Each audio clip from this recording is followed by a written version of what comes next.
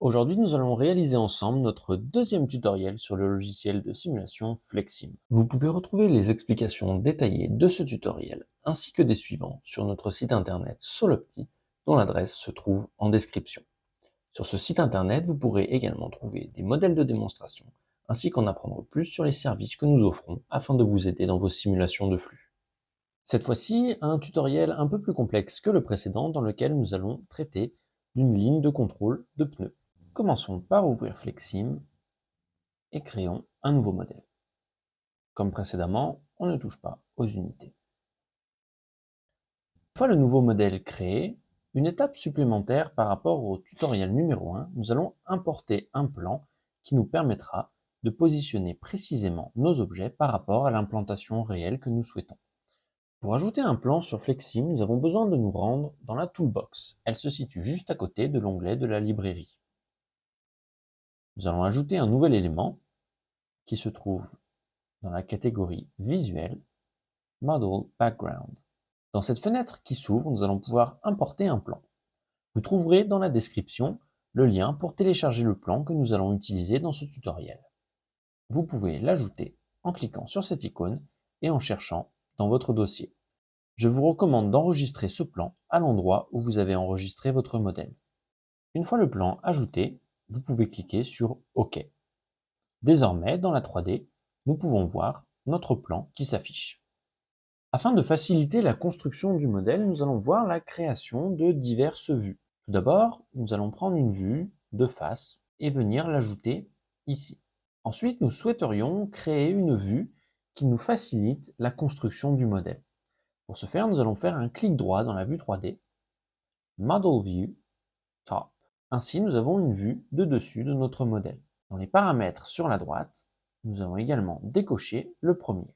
De cette manière, nous n'avons plus de perspective et ainsi nous nous retrouvons avec une vue 2D du dessus de notre modèle. Nous allons venir l'ajouter également.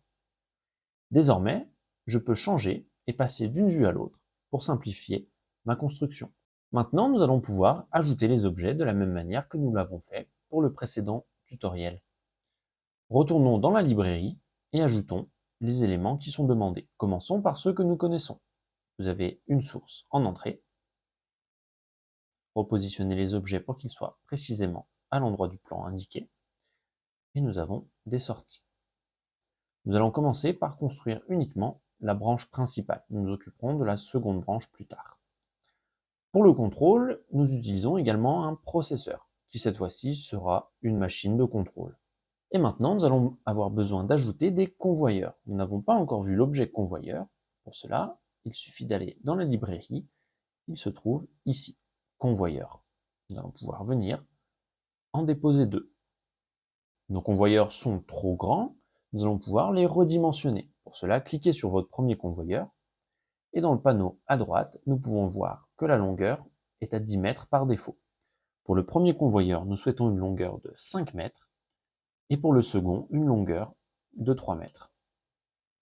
Une fois les longueurs mises à jour, vous pouvez déplacer vos convoyeurs pour les positionner à l'endroit indiqué. Désormais, comme précédemment, nous allons avoir besoin de créer les connexions de flux. Pour rappel, cliquez et maintenez enfoncé votre bouton A et venez connecter les différents objets entre eux. Si jamais vous créez une connexion que vous ne souhaitez pas conserver, vous pouvez toujours cliquer dessus et cliquer sur le bouton Supr de votre clavier pour la supprimer. Une fois les connexions de flux établies, nous allons avoir besoin de configurer l'arrivée des pneus. Nous pouvons retourner dans la vue numéro 1 par exemple. Sur la source, nous allons venir définir un temps d'interarrivée. Nous voulons qu'un produit arrive toutes les 6 secondes. Nous pouvons également cocher cette case qui indique que le premier produit arrivera dès le début de la simulation. On peut dès à présent cliquer sur le bouton Reset et lancer la simulation. Nous pouvons voir qu'un colis arrive toutes les 6 secondes et est traité par la machine. Dans ce tutoriel, nous souhaitons contrôler des pneus, pas des box. Nous allons avoir la possibilité de changer le visuel de nos objets. Par exemple, nous pouvons aller dans la source et choisir le type d'objet qui vient transiter. Nous avons plusieurs objets créés par défaut dans Flexim. L'un d'eux étant un cylindre. Si je relance ma simulation, je peux voir que désormais mes objets sont des cylindres. Nous sommes plus proches de la réalité, mais ce n'est encore pas parfait. Si nous souhaitons réellement un visuel de pneus, c'est possible également. Pour cela, nous allons devoir nous rendre dans le Flow Item Bin en haut. C'est ici que nous paramétrons les objets de flux qui transitent dans notre modèle. Nous allons venir créer un nouvel objet basique et dans ses propriétés, nous allons venir le renommer en pneu. Ensuite, l'étape la plus importante est de changer son visuel 3D. Pour cela, vous retrouverez également dans la description un lien qui vous permettra de télécharger un fichier 3D pour le pneu. Pour le charger dans le modèle, venez tout simplement cliquer ici et recherchez-le dans votre dossier.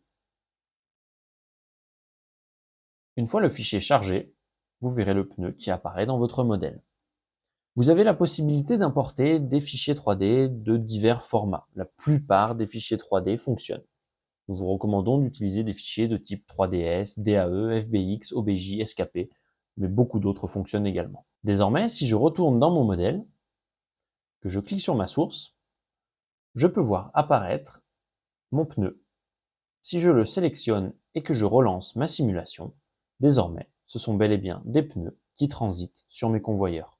Maintenant, nous souhaiterions ajouter des labels sur nos pneus. En effet, notre usine produit 3 références de pneus différents et nous souhaiterions les différencier. Nous allons les numéroter 1, 2 et 3 et leur affecter une couleur pour que la différence soit simplement visible. Dans les propriétés de la source, nous allons utiliser une nouvelle section, la section Trigger. Nous allons venir ajouter un nouveau trigger et sélectionner le premier à la création. Nous allons donc venir indiquer un événement qui doit se produire à la création d'un nouvel objet. Cliquons sur le bouton plus. Dans la catégorie Data, nous allons venir ajouter Set Label and Color. De cette manière, à chaque fois qu'un objet de flux sera créé, nous allons venir lui affecter un label type et lui donner une valeur aléatoire entre 1 et 3.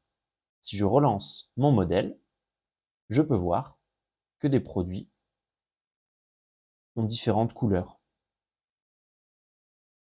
Si je clique sur l'un d'eux, je peux retrouver cette information ici. Je vois que mes produits rouges ont un type 1, mes produits bleus ont un type 3 et mes produits verts ont un type 2. Désormais, mes produits sont différenciés. Maintenant, nous souhaitons nous occuper de notre machine de contrôle. Pour le moment, cette machine ne ressemble pas vraiment à une machine de contrôle. De la même manière que pour les pneus, nous avons la possibilité de changer son visuel 3D. Pour ce faire, cliquez sur la machine et dans ses propriétés, ici, nous allons pouvoir changer le fichier 3D affecté à son visuel. Une fois le fichier 3D chargé, vous devriez avoir ce visuel pour votre machine de contrôle. Ensuite, nous souhaiterions modifier le temps de contrôle de notre machine. Nous souhaiterions faire en sorte que le temps soit différent en fonction du type de produit. Pour cela, nous allons venir cliquer sur notre machine et comme précédemment, utiliser la section Process Time. Mais au lieu d'utiliser un temps défini, nous allons venir choisir un temps dont la valeur dépend des cas. Ici, nous souhaitons que la différence soit effectuée en fonction du type de notre produit. Si le type est 1, je souhaite un temps de contrôle de 9 secondes. Si le type est 2, je souhaite un temps de contrôle de 5 secondes. Et enfin, si le type est 3, je souhaite un temps de contrôle de 3 secondes. Ainsi, notre machine va venir lire le type écrit sur notre produit et en fonction de cette valeur, décider du temps de contrôle. Je peux relancer mon modèle pour voir ce comportement. On peut voir que les objets de type 1 sont plus longs que les autres. Si jamais vous avez besoin de rouvrir les propriétés pour modifier vos temps de contrôle, par exemple, vous pouvez cliquer sur cette icône qui vous permet d'éditer les paramètres. Maintenant que notre modèle fonctionne, nous souhaiterions ajouter une notion de défaut. Nous souhaiterions faire en sorte que des objets contrôlés, parfois, aient un défaut et soient affectés sur l'autre branche de convoyeur pour aller vers une sortie différente. Pour ce faire, nous allons finir la construction de notre modèle en ajoutant un autre convoyeur que nous paramétrons à 3 mètres également, ainsi qu'une autre sortie. Nous venons connecter notre machine et notre convoyeur. De cette manière, nous avons deux branches de sortie à la suite de notre machine. Maintenant, nous devons paramétrer pour indiquer comment la machine doit décider ce qu'elle envoie sur le premier convoyeur et ce qu'elle envoie sur le second. Pour ce faire, il suffit de cliquer sur la machine et dans la catégorie Output, nous devons décider la règle d'envoi en sortie. Par défaut, elle envoie vers le First Available, c'est-à-dire le premier convoyeur disponible, en l'occurrence le convoyeur 2 dans notre modèle. Nous allons venir modifier la valeur qui est inscrite en cliquant ici et en choisissant Random, selon un pourcentage que nous allons définir. Ici, je vais décider que 90% de mon flux sera affecté sur le port numéro 1 en sortie de ma machine. Le port numéro 1 étant représenté par le premier triangle qui est connecté. Ensuite, je vais indiquer que 10% de mon flux sera affecté au port numéro 2. De cette manière, j'indique que 90% de mes produits seront considérés comme conformes et transiteront sur le convoyeur 2, tandis que les 10% restants seront non conformes et envoyés sur le convoyeur 3. Je peux dès à présent lancer mon modèle et constater que la plupart des produits vont sur le convoyeur 2, certains sur le convoyeur 3. Désormais, nous allons venir mesurer des indicateurs de performance. Comme précédemment, nous allons utiliser la fenêtre Dashboard et en ajouter un nouveau. Dans ce modèle, nous souhaiterions suivre l'évolution du contenu de notre convoyeur 1 au cours du temps. Pour cela, double-cliquez dans votre fenêtre Dashboard et choisissez Contenu. Nous souhaitons le visualiser sous forme de ligne. Pareil que précédemment, avec la pipette, nous choisissons l'objet qui nous intéresse, ici le convoyeur 1. Désormais, si je relance mon modèle, je peux suivre l'évolution du contenu de mon convoyeur au cours du temps. Un autre graphique qui peut s'avérer pertinent dans notre cas est de suivre la sortie des produits, ceux qui vont dans la sortie 1 et ceux qui vont dans la sortie 2. Pour ce faire, je peux utiliser le graphique Output sous forme de barre. Je viens le repositionner et avec ma pipette, je sélectionne mes deux sorties. Ainsi, je peux suivre l'évolution des sorties de mes produits. Essayons d'analyser un peu plus concrètement ces résultats désormais. Nous allons indiquer une heure de fin à notre modèle à 16 heures. Ainsi, nous allons simuler une journée de travail complète. Si je reset et que je relance mon modèle, en vitesse maximum pour aller rapidement jusqu'à la fin, je peux voir mes résultats sur ma journée entre 8 heures et 16 heures. Deux choses à voir. La première, c'est le contenu de mon convoyeur 1 au cours du temps. Je peux voir que le contenu évolue, atteignant parfois 6 pneus en attente sur mon convoyeur. Cela s'explique assez simplement. Ma source envoie des produits toutes les 6 secondes et ma machine de contrôle les contrôle à des temps différents. Si les produits qui sortent sont de type 3, le temps de contrôle prendra seulement 3 secondes. Mais si les produits sont de type 1, il sera de 9 secondes, supérieur à mes 6 secondes d'arrivée de produits. Si plusieurs produits de type 1 arrivent à la suite, alors j'aurai un embouteillage sur mon convoyeur 1. Deuxième donnée que nous pouvons analyser, la sortie. Nous pouvons voir que 4304 produits sont sortis sur notre convoyeur 2 et 490 sont sortis sur notre convoyeur 3. Il y a donc 10,2% des produits qui sont sortis via le convoyeur 2 en étant défectueux. Cela correspond au paramétrage que nous avions indiqué dans notre machine. Voilà, nous avons terminé notre tutoriel numéro 2. Comme d'habitude, n'hésitez pas à vous rendre sur notre site internet Solopti. Vous retrouverez toutes les explications concernant ce tutoriel. Vous pourrez également télécharger le modèle corrigé. N'hésitez pas également à consulter nos autres sections dans lesquelles vous pourrez retrouver des modèles de démonstration et toutes les informations nécessaires sur nos services et la manière dont nous pouvons vous aider.